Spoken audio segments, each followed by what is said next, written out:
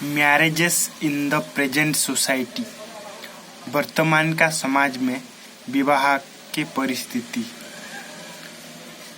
चाचा चूहड़मल फुहड़मल के छोटे बच्चा अपने पापा को पूछ रहा था, पापा शादी में दूल्हा लोग क्यों घोड़े में बैठते हैं, क्यों गधे में नहीं बैठते?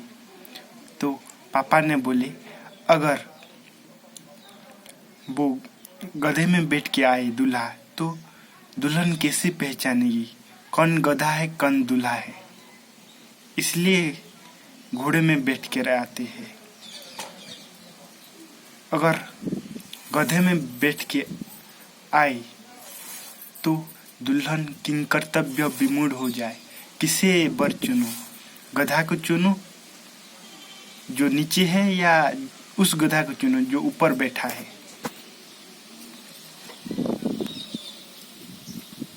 In the developed countries, marriages are disappearing throughout the world. जितने भी विकसित देश हो गए हैं उन देशों में जैसे कि France, Germany and Scandinavian countries, Denmark, England, America etcetera, तो इन देशों से विवाह का प्रथा गायब हो रहा है और लगभग हो गया है। 20 साल से कोई भी मैरिज रजिस्ट्री करने नहीं आता है विवाह को, इसलिए वो ऑफिस भी उठा दिया गया। क्या जरूरत? लोग तो लिविंग टुगेदर एक साथ रह रहे हैं, कोई बंधन नहीं विवाह का, ना ही कोई व्यर्थ की जिम्मेदारी ड्यूटी रिस्पॉन्सिबिलिटी है। जब तक प्रेम है तब तक साथ में है, जब तक प्रेम चला जाता है तो वो आदमी और औरत भी चलो बाय बाय, जितने दिन तक थे अच्छा थे, अब अपने रास्ता निकालो। In the developed countries like France, Japan, America, Russia, Spain, Denmark etcetera, from last 20 years there are no legal marriages. As a result, marriage bureaus are disappearing. मैंने ये सब कहा आपको तो अभी कोरोना का वक्त है फिर भी इतने सारे विवाह चल रहा है। तो क्या मुझे लगता है आदमी आम तौर से सारे दुनिया से भारत के मनुष्य महामूढ़ है, उनका कोई अकल भी नहीं है सोचने के लिए। जो उनके बाप दादों ने किया है,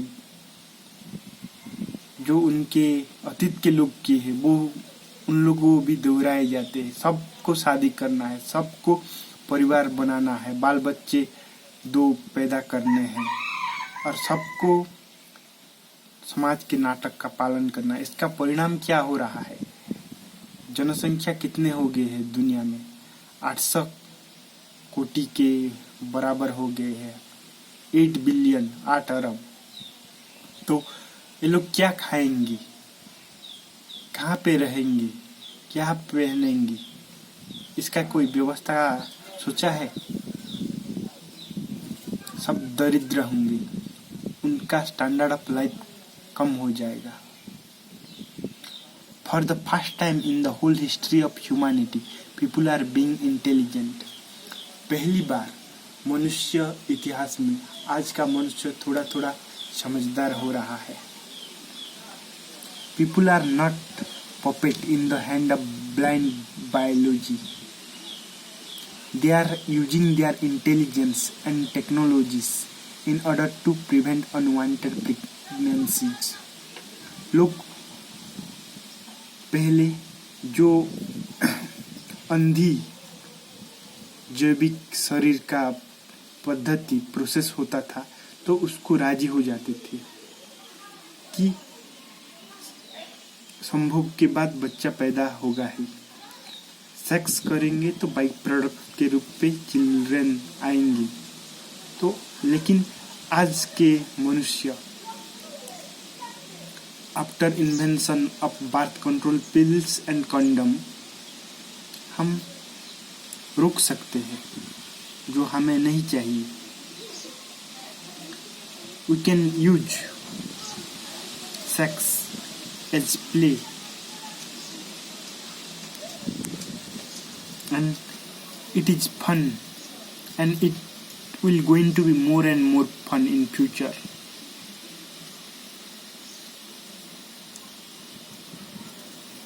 Now there are premarital success relationships throughout the world. आजकल शादी से पहले ही सब जानते हैं सेक्स क्या होता है। संभोग कई आदमी या औरतों के साथ कर लेते हैं। पहले लोग केवल संभोग के लिए शादी करते थे। They were all doing marriages in order to do free sex.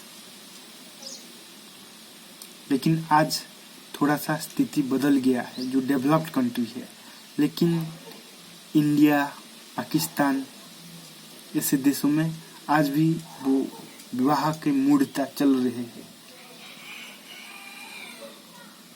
The fear of pregnancy has disappeared from both men and women due to inventions of great pills, condoms, contraceptive pills, safe abortion method.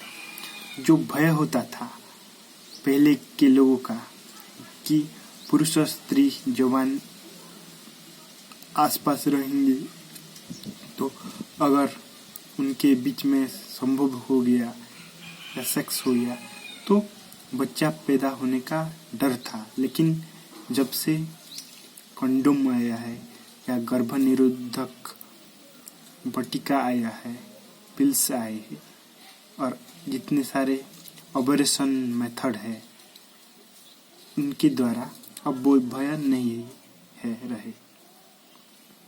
Now, for the first time in the whole history of humanity, women are standing shoulder to shoulder, face to face with men due to this great invention.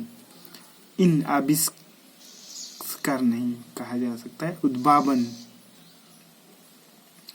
के जोगुं वो आदमी और औरत का जो fundamental difference था वो नहीं है।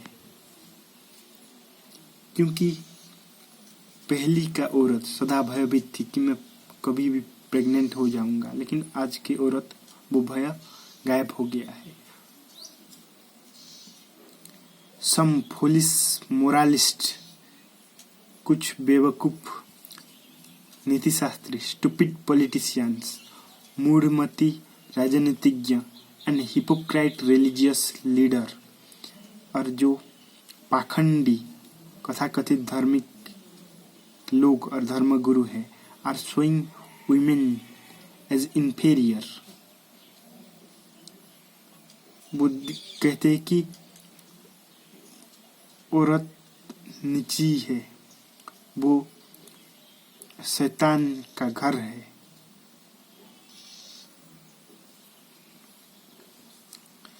They are obstructing their freedom and growth through fear of nonsensical rules and regulation. अगर किसी कहा जाए कि तुम अपवित्र हो, तुम पापिनी हो, तो वो अपने नजर में ही गिर जाती है, तो वो उसका प्रगति कैसे होगा।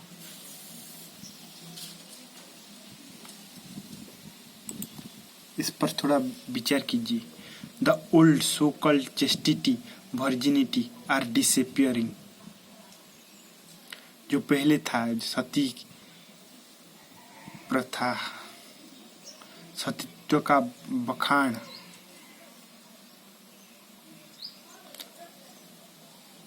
वो चला गया है आज के जमाने में।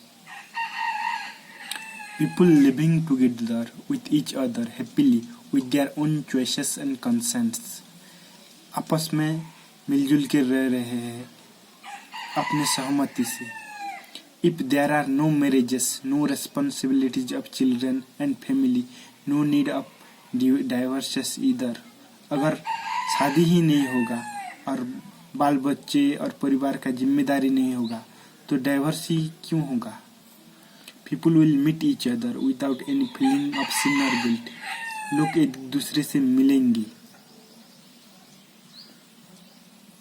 कोई पाप और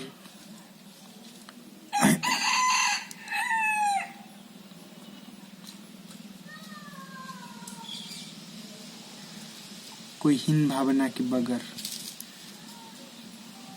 it is very difficult to talk to a married man और women as they belong to somebody else like things she has been conditioned very strongly। किसी विवाहित पुरुष या स्त्री के साथ आप खुलजुल के बात नहीं कर सकते, क्योंकि वो दूसरे की संपत्ति जैसे बना दिए गए हैं। Marriages are disappearing as a result, families are disappearing. जैसे जैसे शादी गायब हो रहा है दुनिया से, वैसे वैसे परिवार भी विदा हो रहे हैं, वैसे वैसे कम्यून आ रहे हैं। So very soon nation will disappear.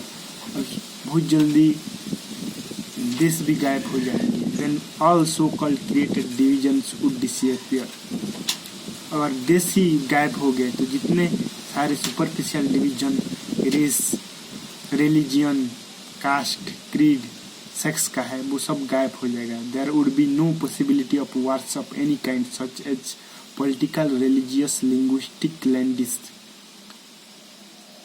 और डिवीजन नहीं होगा तो कोई युद्ध भी नहीं होगा, ना राजनीतिक, ना धार्मिक, ना भाषा संबंधिक, ना जमीन को लेके।